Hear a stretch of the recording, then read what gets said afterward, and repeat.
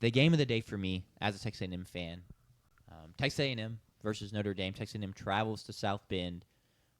Those road struggles have been very real for this A&M program for years now, especially against ranked teams. And so we went out to look to prove that this team was different, and we ended up pulling off a crazy 41-40 win in South Bend. It's a back-and-forth game. It's a close game the whole time. Crazy plays all around. Massive, massive victory. Y'all's thoughts on the game before I get into mine? Cinema. It was awesome. Yeah. For me, it was with how well like the offenses were moving. That was really awesome to see. It didn't feel like anyone could stop anyone. It felt like the only thing that could be stopped, which it wasn't stopped in one of the most pivotal plays of the game for Notre Dame, but it was the motion CJ Carr out, Jeremiah Love, quick snap. They did that way too much. I get they got the fourth down on it, but they also failed one because for some reason, if you're going to wildcat Jeremiah Love, why are you trying to do an outside run with that when you need half a yard? And I also think, like, why keep CJ Carr in the game? Correct. Like, you're not fooling anybody. Like, as soon as he motions out, if you're playing the video game, you run commit, and it's just over because you know Jeremiah's not going to throw it. Yeah. They kept being like, "Oh, I bet they have a pass play out of this." There was no like, wrinkle. No. It was crazy. They didn't even like try to fake a little pitch reverse or anything. So that was, I think that was the only thing for me that was just going to be stopped. Outside of just like Marcel Reed getting pressured immediately, which happened a few times. And I loved, there were like a couple times where like Noah Eagle says, Notre Dame brings the blitz. They picked up the blitz, and then Marcel Reed runs out of the pocket. Running for his life. 0.3 seconds after the snap. They did not pick up the blitz, Noah. That was really the only two things that were stopped. Casey Concepcion was insane. Mario Craver was incredible. Texas A&M was great in throwing the jump ball throughout the game. Sedarian Price was arguably better than Jeremiah Love, but Jeremiah Love, I think, in the first half was really a huge engine for Notre Dame. Yeah. CJ Carr made some big-time throws, and then there were just like some big-time hesitations at times, which was kind of confusing. Showed his youth, for sure. He's a freshman. As you say there, like, I thought receivers were really good for Notre Dame as well, which was a great sight to see for a Notre Dame fan to be able to compete. It felt like almost at the same level as KC and Mario on the other side. But, man, what a game. Buckner, what the hell, man? Why are you dropping a snap? That is obviously one of the most clear Vegas calls I've ever seen. And then it pissed me off. I don't get mad at gambling. I'm not one of those people that gets mad when I lose a bet. It's disappointing is how I frame it. But I don't get mad. But I got pissed last night.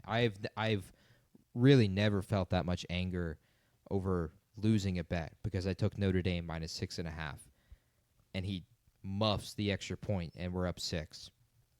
And then to have A&M return the kick all the way, and it gets called back for holding, I'm even angrier because I know that was our only chance to cover the spread. Yeah. What a call from Vegas. And then it's one of the great things about our sport being on television is just being able to just pan the camera to him immediately, cut the camera to him between every single play just to see the reaction. It really builds the story a ton. And for him to be smiling as much as he did, and I don't know why he puts on the neon penny. Like, I guess he's trying to He's probably calling I imagine he's on the sidelines. He doesn't even have a plays. headset calling plays or anything. There were other guys that were just, doing draped it. over his shoulder. I think he was trying to look like us and just look cool wearing the neon penny, maybe. But that was a sight to see with Tyler Buckner. They also the guy that got called for the holding on A&M also got showed a ton. They basically were just flipping sideline to sideline, showing that was going to be my padlock stat was going to be the placeholder for the kicks was shown 30 times in the final 5 minutes of the broadcast. I like that. That is a padlock. If you are showing your placeholder that much, you know something got messed Something up. very yes, wrong. I So absolutely that's the padlock love that. stack for the game. But I want to give a ton of credit to Marcel Reed. That was extremely impressive. Goes out with an injury at one point. Is that right? He took a couple shots in the game, and one of them he left the game for I think just one play. One play and returns back. But he took a couple the one at the goal line especially where he tries to sneak it in and he gets popped. That one, we just can't keep QBs healthy year in and year out, so I have a lot of PTSD. So that one was really scary. But I thought he had a good game. I thought he was really good, and it doesn't show up on the stat sheet. He was 17 for 37. Well, do you know what his ADOT was for the game? No clue. 14.7 yards. Jeez. Like, that is one thing to look forward, potentially going forward. Colin Klein, it's like, could we get some easier completions for Marcel Reed? Because we also now have guys that can make people miss in space with Concepcion and Craver. Out of someone that took half the dropbacks for their team, he had the highest ADOT yesterday. That 14.7 is not what you want. Absolutely. Yeah. We have a video. Jack watched this game at our tailgate. Do we want to? It's like 45 seconds, and it's the game-winning touchdown on 4th and 12. I'm going to play it. I don't think we'll have audio, and I hope that the audio is not too loud for the people. Yeah, we got audio. I'm sorry if it's loud, guys. He got it! He caught it! Bro did a laugh. Let's go! Gotta make the extra point. The freaking blocking tight end. Astonishment that worked. He sat back down and immediately goes, there's still 13 seconds. Oh my gosh, there's still 13 that seconds. realization, we had to make the extra point. My legs were shaking. He literally goes, he's like, yeah, I gotta sit down. I can't feel my legs. Jack, how we feeling? I gotta sit down. Just My a lot legs of are false shaking. The Randy, please. And then also there's 13 whole seconds. It reared its ugly head at the worst time again. I hear the fat lady warming up. A snap infraction, which you don't see very often. Yep. But it happened there. And so then all of a sudden we're in good shape, and then it's 4th and 12. And our blocking tight end, my boy Nate, probably has 2 catches on the season so far. Just gets put in a good matchup 1v1. Oh, yeah. Such a size mismatch. And Marcel Reed, when he rolls and he pumps, at that point I was like, it's over, because I assumed when he pumped, it was like he doesn't have anything he likes. But then he throws it, and he throws a very catchable ball, gives his guy a chance to go get it, and Nate does it. Man, just other thoughts on this game though. Marcel was great. The stats don't necessarily show it a ton. The pick wasn't great. He just kind of tried to test the guy that he probably shouldn't have, and he missed a couple throws, but just made plays when they had to be made. Gave receivers chances a ton. Missed a couple deep balls, but like you said, we have receivers that will make jump ball catches, and he gave them those chances. The Mario touchdown was just electric down the sideline. We needed it bad, and he goes makes a play. It's a terrible tackling attempt by the Notre Dame DB. Just no attempt to wrap up. Just kind of shies away and hits him, and he spins out of it, and he's gone. And Mario finished with over 200 yards on the game.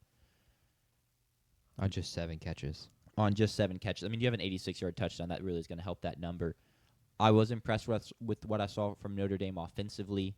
The run game and offensive line was looking very good. I think they knew they needed to establish that more. Mm-hmm. To be able to bring in Jeremiah Love, and then when A&M's tired and Jeremiah Love does need a break, and then you can just bring in Price, and it's like there's really not much of a drop-off at all. It's just terrifying. Yep. One of my big takeaways, you already mentioned it, but the Wildcat was just, I think they're just getting a little too cute there in a lot of ways. I even think on the 4th and 1 when they ran outside, it was like you ran outside, an outside run, to the side that you motioned Carr out to. Yep. And so he doesn't even try and block because he probably is told not to try and block. And so then you basically just have A&M defenders immediately into the backfield looking to make that tackle. That was the worst. And call on of the that game. play, Jeremiah Love runs up, like he runs horizontal too. Correct. Essentially running into that corner that would be covering CJ Carr. I just thought they should have should have gone to quarterback power, because CJ Carr can run. He runs. Yes. And Notre Dame thinks of him as a better runner than Riley Leonard was last year, and that was a huge play for them. A ton last year was quarterback power with Riley Leonard. So it surprised me for them to not do that with CJ Carr. Maybe he's had fumble troubles during training camp doing those kinds of things, or they just didn't want to trust the freshman with the football as opposed to Jeremiah Love. But that, I thought, should have been a wrinkle at some point to run that kind of play. I I think we were right on in our prediction show. Sure. We talked about how this game could turn into a shootout. The score shows that, but also the stats. Last year, Notre Dame had 200 yards on the ground with 2 touchdowns. A&M had 150. Notre Dame had 158 through the air. A&M had only 100. This year, I do think the roles were very reversed. I just had the stats pulled up. A&M passing 360 yards. Notre Dame 300 yards. On the ground, A&M only had 128. Notre Dame only 136.